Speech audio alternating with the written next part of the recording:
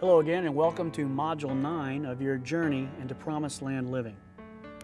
Several years ago, some friends called me up and asked if I wanted to go with them to Colorado for a ski trip. Now, they were expert skiers. They skied all the time. I'd only been skiing 2 or 3 times my entire life and never in a place like Colorado.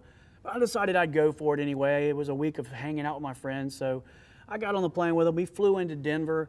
But got there about 11 o'clock at night and got up 6 o'clock bright and early the next morning, went down to the slopes. I had to rent all the gear. I didn't own any of the equipment and got it all on. And I remember we got on the lift and my friend said, well, let's go up to a lift, a smaller one, and just sort of get warmed up a little bit before we move up to the Black Diamond slopes. That's where they went. They really were expert skiers. And so I'm riding along with my friend on the ski lift, heading up the mountain. And as we get near the edge, the top of the lift where they were dropping you off, I realized to my horror that this intermediate slope was not like an intermediate slope in North Carolina where I had skied before. This was serious business.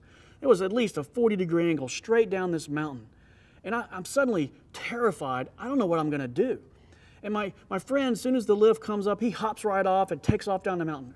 Just beautiful, thing of beauty.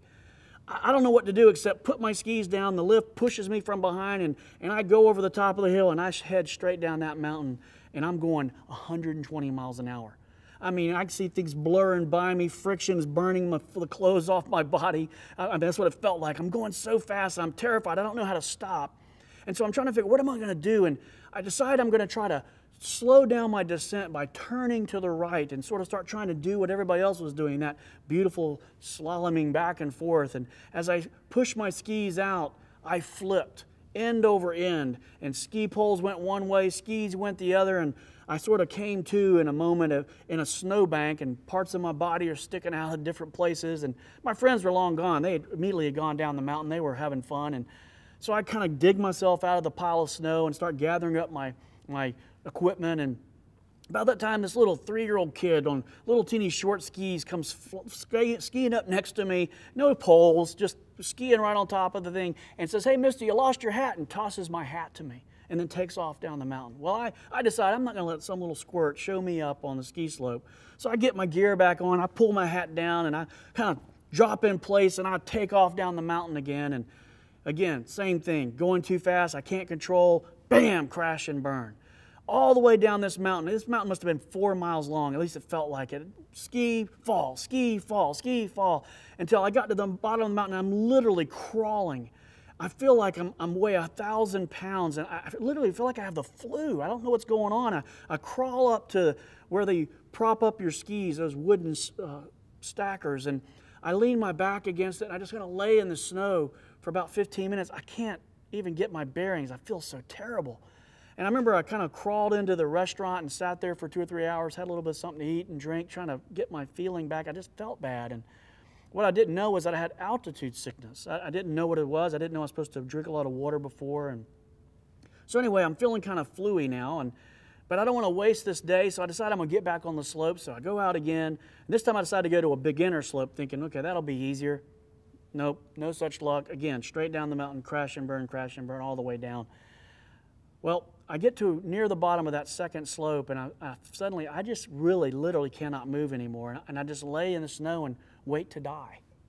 A couple minutes later, a ski patrol guy skis up next to me and tries to have a conversation with me. I think I'm kind of incoherent by now. And they put me on the sled and take me over this little building and put a little oxygen mask on me to try to get me able to have a conversation again. I literally felt like I was going to pass out. And then they stopped the ski lift. Everybody has to wait while they put me on the ski lift to go down the mountain rather than up the mountain where I could recover in the lodge. And it was a pretty embarrassing moment.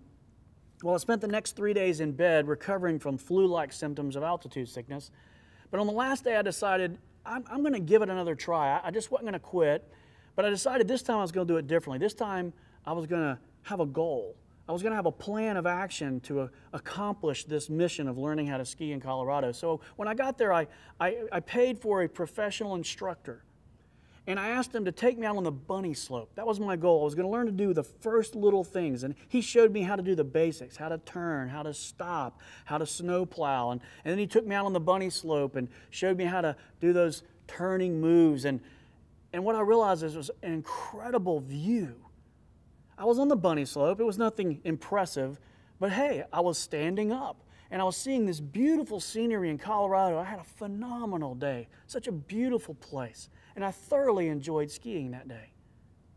The lesson to learn here is that in life, you often spend so much time trying to attack things that you're not prepared for because you've not built up the ability step by having a plan and setting measurable and obtainable goals to prepare yourself for the bigger challenges of life and the bigger opportunities. And so often we work so hard because we're not working smart. Module 9 is about learning how to set goals, to have a plan with measurable goals that'll take you from where you are right now to where God really wants you to be. And setting goals takes courage. Most people are afraid to set goals. They're afraid that either they're going to fail and look foolish, or they're afraid it's going to be so hard that it'll be too painful. But the reality is, unless you set goals, you cannot move forward in life. That's how it works. Module 9 is about learning how to cooperate with God, letting Him direct you in setting measurable, obtainable goals so that you can move from where you are to where He wants you to be.